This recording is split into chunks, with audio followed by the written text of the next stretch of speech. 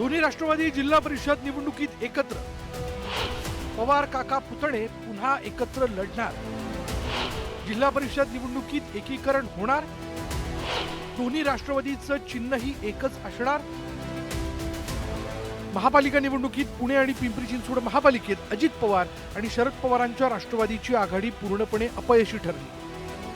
दोघांपैकी एकही महापालिकेत राष्ट्रवादीला सत्तेपर्यंत पोहोचता आलं नाही. पण आता हे अपयश पचवून नव्यानं दोन्ही राष्ट्रवादीनं जिल्हा परिषद आणि पंचायत समिती निवडणुकीला सामोरं जाण्याची तयारी केली. विशेष म्हणजे या निवडणुकीतही पवार काका पुतण्याच्या दोन्ही राष्ट्रवादी पक्षांनी एकत्रपणे निवडणूक लढवण्याची घोषणा केली आहे. शरद पवारांच्या निवासस्थानी दोन्ही पक्षाच्या नेत्यांच्या बैठकीत हा मोठा निर्णय घेण्यात आला.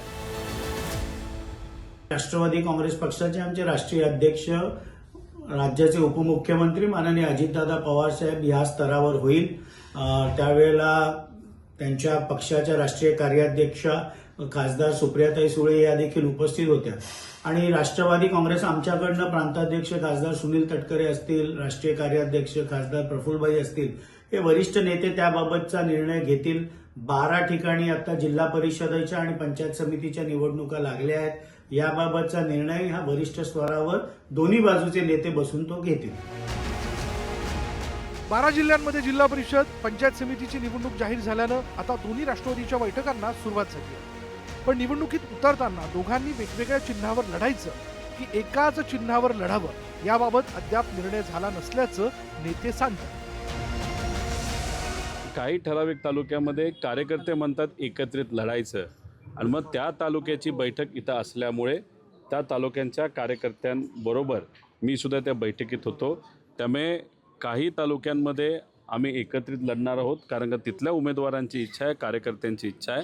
आणि काही तालुक्यांमध्ये आम्ही वेगवेगळं सुद्धा त्या ठिकाणी लढू शकतो. चिन्ह एकच असेल का दादा? तिथले उमेदवार जे दोन्ही पक्षातले आहे एकत्रित बसून ठरवतील ते उद्या नाही तर परवा आपल्या सर्वांसमोर येईल. सध्या चिन्हाचा निर्णय झालेला नसला तरी दोन्ही राष्ट्रवादीतील वाढती जवळीक पाहता एकच चिन्ह असण्याची दाट शक्यता आहे. असं झालं तर लवकरच राष्ट्रवादीचं एकीकरण होण्याचीही शक्यता नाकारता येत नाही. शरद जाधव, न्यूज 18 मराठी, मुंबई.